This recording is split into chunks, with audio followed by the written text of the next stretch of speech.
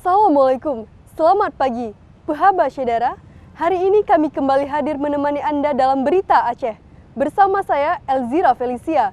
Sejumlah berita aktual dan menarik lainnya telah kami sajikan untuk Anda. Berikut 3 berita utama pada pagi hari ini.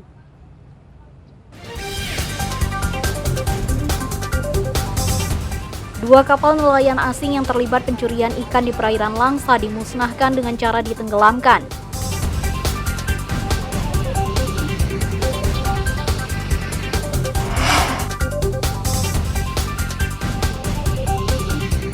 Tiga nelayan Aceh yang sempat terapung di laut selama 11 hari dievakuasi tim SAR Gabungan Banda Aceh.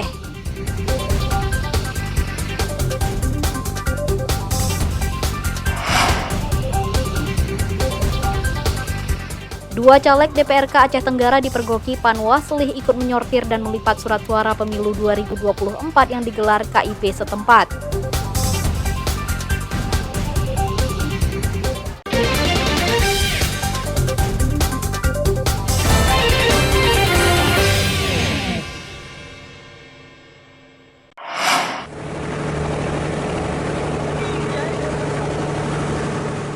Dua kapal ikan asing yang terlibat pencurian ikan dibakar dan ditenggelamkan di perairan Langsa pada Jumat pekan lalu. Barang bukti kapal motor dimusnahkan oleh penyidik Kejaksaan Negeri Kota Langsa agar tidak disalahgunakan. Pemusnahan kapal asing ini untuk memberi efek jera bagi pelaku illegal fishing atau pencurian ikan secara ilegal di perairan Indonesia. Dua kapal ikan berbendera Malaysia ini ditangkap petugas polisi air Mabes Polri dan petugas Kementerian Kelautan pada tahun 2023 lalu. Kapal tersebut ditangkap sekitar 10 mil dari perairan Kuala Langsa dekat Selat Malaka, usai dipergoki petugas saat menjaring ikan.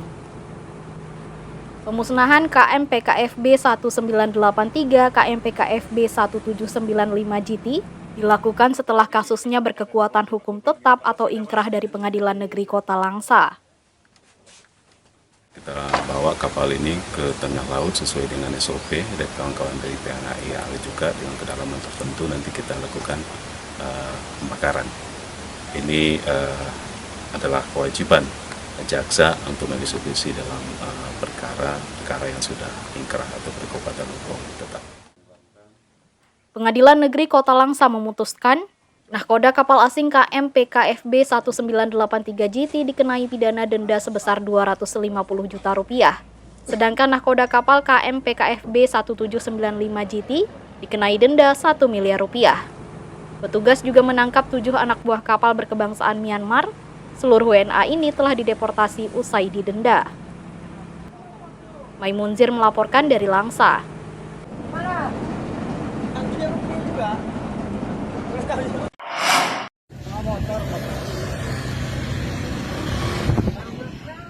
Satu minibus ludes terbakar usai mengisi BBM jenis Pertalite di SPBU Blok C, Kecamatan Timang Gajah, Kabupaten Bener Meriah.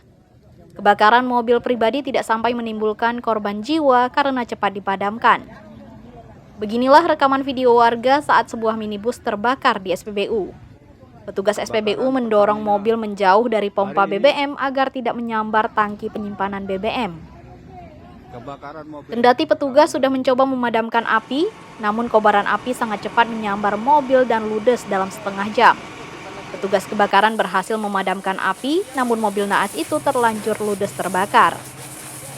Menurut saksi mata, sebelum terbakar, dari kap mesin minibus mengeluarkan api usai mengisi BBM. Tak lama kemudian, api pun membakar seluruh bagian mobil yang dikemudikan si Narwin. Saya tidak di tempat kejadian. Begitu saya ditelepon sama keluarga, saya langsung pulang dari kebun. Setelah itu saya nengok sudah terjadi kebakaran. Di sini langsung sudah terjadi kebakaran. Saya sini pun sudah mulai tidak besar apinya. Hampir rumah saya terbakar. Petugas yang menurunkan 3 mobil pemadam kebakaran berhasil memadamkan api dalam waktu 30 menit. Tapi nggak sempat menjalar ke lokasi lain. Ya, alhamdulillah nggak sempat menjalar ke samping-sampingnya. Jarak dari pos sekitar 3 kiloan lah.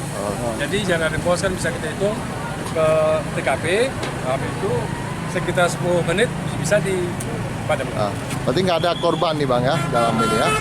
Ya untuk sementara ini tidak ada. diidentifikasi oleh tim Inafis Satreskrim Bener Meriah dan pemeriksaan kamera pengawas SPBU, disimpulkan peristiwa tersebut murni akibat korsleting kabel listrik di kap mesin mobil.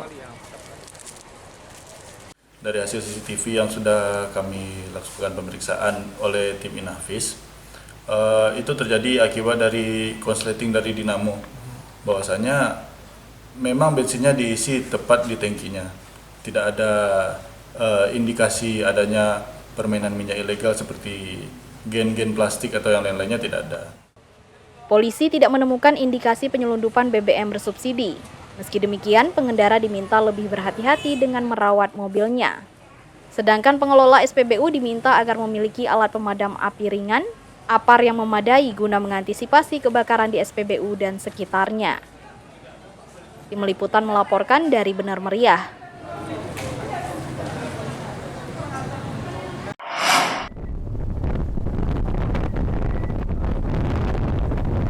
Tiga nelayan Aceh yang sempat terkatung-katung di laut selama 11 hari diselamatkan sebuah kapal tanker di perairan Selat Benggala, perbatasan Indonesia dengan India.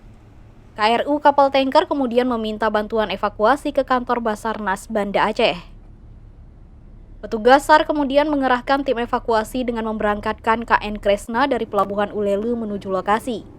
Proses evakuasi sempat terkendala cuaca buruk karena angin kencang dan gelombang tinggi. Proses evakuasi berlangsung di Selat Benggala, perairan antara Pulau Aceh dengan Pulau West Sabang. Lokasinya berjarak sekitar 7,3 mil dari Pelabuhan Ulelu Banda Aceh. Saat dievakuasi, ketiga nelayan dalam kondisi sehat. Mereka diselamatkan kapal tanker SC Gold Ocean pada Kamis pagi.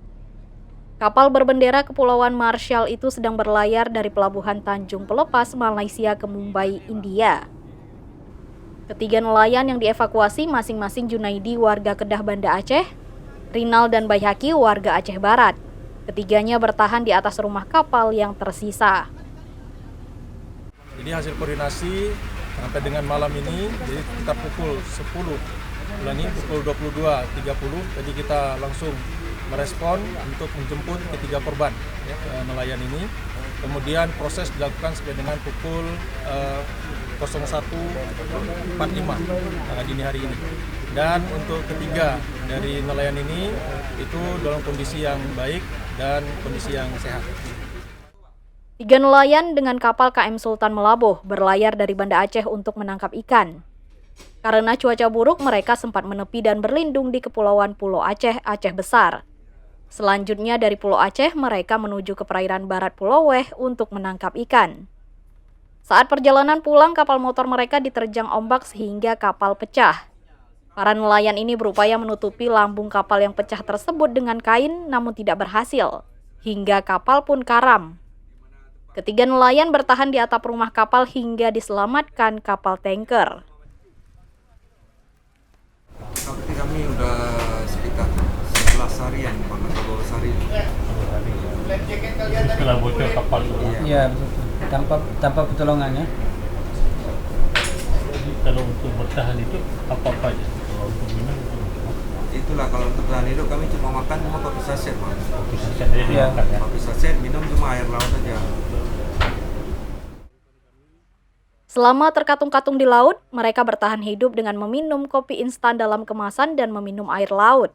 Sedangkan air tawar ditampung dari air hujan. Mereka bersyukur bisa diselamatkan awak kapal tanker yang kemudian dievakuasi tim SAR gabungan ke daratan. Tim Liputan melaporkan dari Banda Aceh.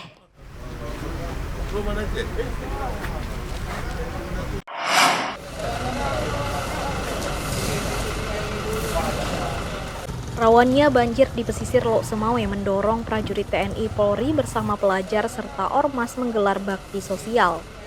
Saluran air perkotaan yang selama ini menjadi salah satu penyebab banjir genangan dibersihkan agar aliran air lancar. Ratusan personel gabungan TNI dan Polri serta petugas Pemko Lok Semawe menyingkirkan sampah dan benda-benda yang menyumbat selokan atau saluran air. Pembersihan berlangsung di kawasan kumuh Desa Pusong, Kecamatan Banda Sakti yang kerap dilanda banjir genangan. Akibat kerap didera banjir, sejumlah penyakit muncul seperti demam berdarah Dengue, DBD. Sehingga pembersihan selokan sebagai salah satu mitigasi banjir dan mencegah DBD di daerah itu. Kawasan Desa Pusong merupakan tempat yang rentan tergenang air saat intensitas hujan tinggi. Permukiman yang berada di kawasan pasar sayur dan ikan menyebabkan banyak sampah berserakan. Ini ke depan kita pelan-pelan, hari ini kita bongkar, terus kita akan seterusnya mulai mungkin setiap minggu Bang. Setiap minggu pun nanti kita jadwalkan sehingga mana sektor yang kotor ya ini kita udah dorong semua. Termasuk masyarakat ikut andil di situ, bertanggung jawab dalam pembersihan. Pada kesempatan ini petugas ikut mengedukasi warga agar menjaga lingkungan terutama penanganan limbah rumah tangga dan mencegah genangan air jentik nyamuk tidak berkembang biak. Rendahnya kesadaran warga menyebabkan sampah terus bertambah di pasar tradisional. Warga terbiasa membuang sampah secara sembarangan sehingga saluran drainase tersumbat. Pembersihan lingkungan direncanakan bisa berlangsung rutin setiap pekan dengan melibatkan warga dan instansi yang lebih banyak sebagai kepedulian terhadap lingkungan serta menumbuhkan rasa gotong royong. Tim Liputan melaporkan dari Lok Semawe.